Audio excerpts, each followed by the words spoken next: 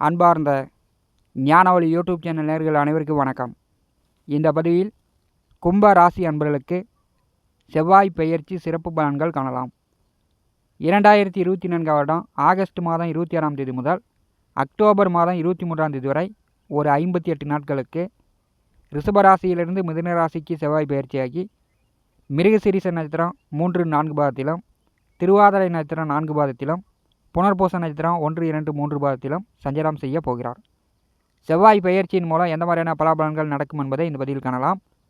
நம்முடைய ஞான ஒளி யூடியூப் சேனலை பார்த்து கொண்டிருக்கக்கூடிய அன்பர்கள், இதுவரை சப்ஸ்கிரைப் செய்யாத அன்பர்கள் மறக்காமல் நம்முடைய சேனலை சப்ஸ்கிரைப் செய்து கூட இருக்கின்ற ஆல் பட்டன் அழுத்திங்க. நன்றி. கும்ப ராசி அன்பர்கள், வேட்டைக்கு தயாராகுங்கள். உங்கள் ராசிக்கு 5ஆம் வீட்டிலே செவ்வாய் பகவான் சஞ்சாரம் செய்ய போகிறார். 5ஆம் வீட்டிலே சஞ்சாரம் செய்யும்போது 50% நல்ல பலன்கள் உண்டு, 50% கெடு பலன்கள் உண்டு. நீங்கள் நல்ல விஷயங்களுக்காக தயாராகுங்கள். கும்பராசி அன்பர்களுக்கு செவ்வாய் பகவான் யார் என்று பார்க்கலாம். கும்பராசிக்கு தைரிய, வீரிய, சகோதர, சகாய, தொழில், ஜீவன, கர்மாதிபதியாக செவ்வாய் பகவான் வருகிறார்.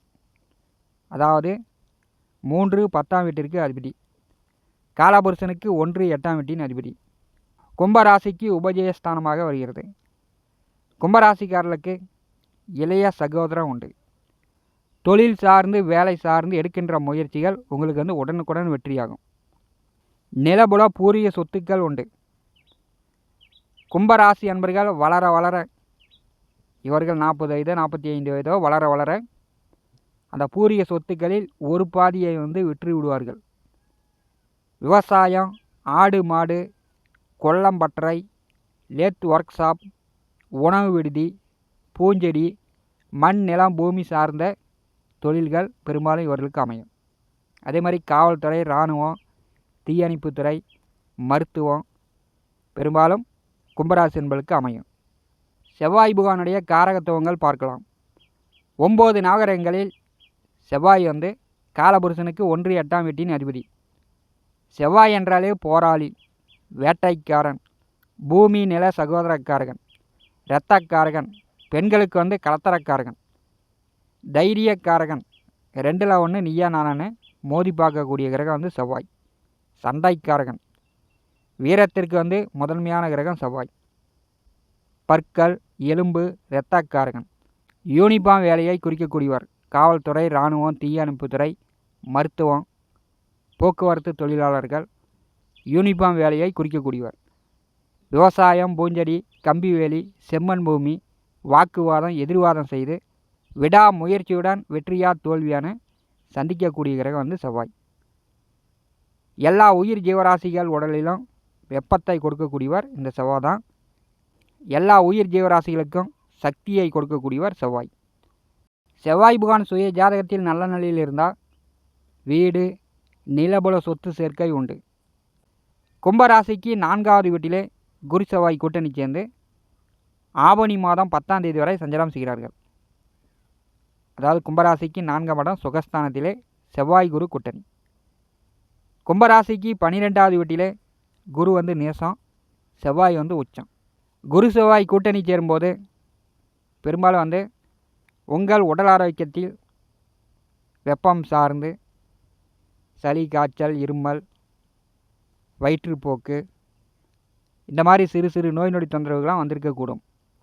உங்கள் தாயாருக்கு நோய் நொடி தொந்தரவு, உங்கள் செயல்பாடால் உங்களுடைய அம்மா கோவப்படுற மாதிரியான நிலையெல்லாம் ஏற்பட்டுருந்துருக்கும். ஆவணி மாதம் 10ஆம் தேதி வரை 4ஆவது வீட்டிலே செவ்வாய் அமர்ந்திருக்கும் போது ரியல் எஸ்டேட் தொழில் செய்யக்கூடியவர்கள், வீடு, மனை, நிலம் வாங்கி விற்பனை செய்யக்கூடியவர்கள் கொடி கட்டி பறக்கலாம். வீடு, மனை, நிலம் விற்கணும் அப்படின்னு விலை சொல்லி கொண்டிருப்பவர்கள் விற்பவர்கள் விற்கலாம், வாங்கக்கூடியவர்கள் வாங்கலாம். அதற்குண்டான வாய்ப்புகள் உண்டு. ஆவணி மாதம் 10ஆம் தேதி கும்பராசிக்கு 5ஆவது வீட்டிலே பூர்வ புண்ணியஸ்தானத்திலே 3ஆம் வீட்டிற்கும் 10ஆம் வீட்டிற்கும் அதிபதியான செவ்வாய் சஞ்சாரம் செய்ய போகிறார். பூர்வ புண்ணியஸ்தானத்திலே செவ்வாய் பகவான் சஞ்சாரம் செய்யும்போது முதல் நல்ல காரியங்கள் அப்படின்னு பார்த்தா, இதுவரை நீங்கள் போகாத கோயிலுக்கு போய்ட்டுடலாம், ஆன்மீக சுற்றுலா போய்ட்டுடலாம், பாத யாத்திரை, கிரிவலம் சென்று வரக்கூடிய வாய்ப்புகள். இதுவரை குலதெய்வ கோயிலுக்கு போக முடியல, தடையாக இருக்குது, குலதெய்வ வழிபாடு செய்ய முடியல அப்படின்னு சொல்லக்கூடியவர்கள் குலதெய்வம் கோயிலுக்கு சென்று வரலாம். அதுக்குண்டான வாய்ப்புண்டு. 5வது வீட்டிலே செவ்வாய் பகவான் சஞ்சாரம் செய்யும்போது உங்கள் பிள்ளைகளுக்கு சற்று கோபதாபங்கள் அதிகமாக வரும். உங்கள் பிள்ளைகளுக்கு நோய் நொடி தொந்தரவு, மருத்துவ செலவு இப்படிலாம் ஏற்படுவதற்கான வாய்ப்புண்டு. உங்கள் பிள்ளைகள் வண்டி வாகனங்களில் போயிட்டு வரும்போது பொறுமையாக போயிட்டு பொறுமையாக வாங்க அப்படின்னு சொல்லிவிடுங்க. உங்கள் பிள்ளைகளால் உங்களுக்கு செலவுகள் வரக்கூடிய வாய்ப்பெலாம் உண்டு. 5வது வீட்டிலே செவ்வாய் சஞ்சாரம் செய்யும்போது பங்காளிகளிடம், அண்ணன் தம்பியிடம் சண்டை சச்சரவு இல்லாமல் பார்த்துங்க. பக்கத்து காடு பக்கத்து நிலத்துக்காரரிடம் தடத்து பிரச்சனை, வாக்கியா வரப்பு இப்படி பிரச்சனை இல்லாமல் அடுத்த 58 நாட்கள் கும்பராசி என்பர்கள் பார்த்து கொள்வது நல்லது. கும்பராசிக்கு 5வது வீட்டிலே செவ்வாய் அமர்ந்து செவ்வாய் பகவானுடைய 4ஆம் பார்வை கும்பராசிக்கு 8ஆம் வீட்டின் மேல் விழுகிறது. குருவும் செவ்வாயும் 8ஆம் வீட்டை பார்வை செய்யும்போது அங்கே கேது அமர்ந்திருக்கிறார். கோச்சாரத்திலே 8ஆம் வீட்டிலே கேது வரும்போது பெரும்பாலும் மன விரக்தி, தற்கொலை எனலாம் வரும். குடும்ப நபர்களை பயமுறுத்துகிற மாதிரி மனம் தெளிவில்லாமல் ஒரு குழப்பமான நிலை தான் ஏற்படுத்துவார். உடல் ஆரோக்கியத்தில் கை கால் மூட்டு எலும்பு வலி, வயிறு வலி இப்படிலாம் ஏற்படுத்தி கொண்டிருக்கக்கூடிய அமைப்பு. செவ்வாய் பகவான் பார்வை கேது பகவான் மேல் விழும்போது உடல் ஆரோக்கியத்தில் கவனமாக இருக்கணும். வண்டி வாகன போக்குவரத்தில் கவனமாக இருக்கணும். செவ்வாய் பகவானுடைய நேர் 7ஆம் பார்வை கும்பராசிக்கு லாபஸ்தானத்தின் மேல் விழுகிறது. நீங்கள் செய்கின்ற தொழில் வேலையில் உங்கள் உழைப்புக்கேற்ற தன லாபம் பெற்றுவிடலாம். உங்கள் உழைப்புக்கேற்ற பணம் லாபம் கும்பராசி என்பவர்களுக்கு வரும். மூத்த அண்ணன் அக்கா உடன் பிறந்தவர்களிடம் எதிர்வாதம் இல்லாமல், கருத்து வேறுபாடு இல்லாமல் பார்த்துக்கொள்வது நல்லது.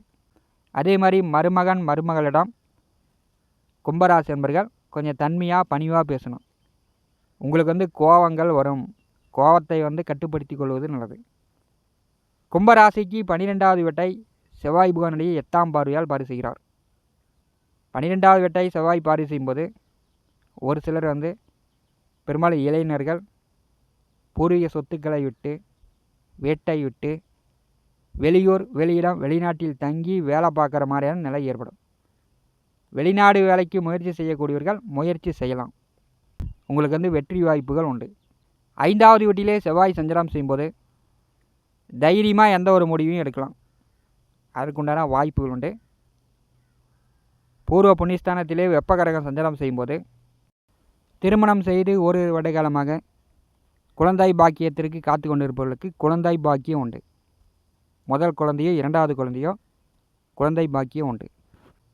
5வது வீட்டிலே செவ்வாய் சஞ்சாரம் செய்யும்போது கொல்லம்பற்றை, ஒர்க் ஷாப், உணவு சார்ந்த தொழில் செய்து கொண்டிருப்பவர்கள், ஓட்டல் கடை நடத்தி கொண்டிருப்பவர்கள், நெருப்பு சார்ந்த தொழில் வேலை செய்து கொண்டிருப்பவர்கள் பெரும்பாலும் நன்மை. விவசாயிகளுக்கு வெள்ளாமை நன்கு செழித்து வளரும். மகசூல் கூடுதலாக எடுக்கலாம். ஆடு மாடு கால்நடை கோழி வளர்ச்சி நன்றாக இருக்கும். கும்ப ராசியிலே சனி பகவான் அமர்ந்திருக்கிறார். 7.5 நாட்டு சனியில் ஜென்ம சனியாக இருக்கிறது. எல்லாமே இங்கே இருக்கக்கூடிய காரியங்கள் எல்லாமே மெதுவாக மந்தமாக தான் இருக்கும். நீங்கள் தான் முயற்சி செய்யணும். ஜென்ம சனி நடக்கும்போது மற்றவர்களை நம்பாமல், உதவியாட்கள் வேலையாட்களை நம்பாமல் நீங்களே களத்தில் இறங்கி வேலை செய்யணும். மற்றவர்களை நம்பும்போது விரயங்கள் கூடுதலாக வரும். கும்பராசிக்கு 2வது வீட்டிலே ராகு அமர்ந்திருக்கிறார். இது கூட்டு குடும்பத்தை பிரிக்கும்.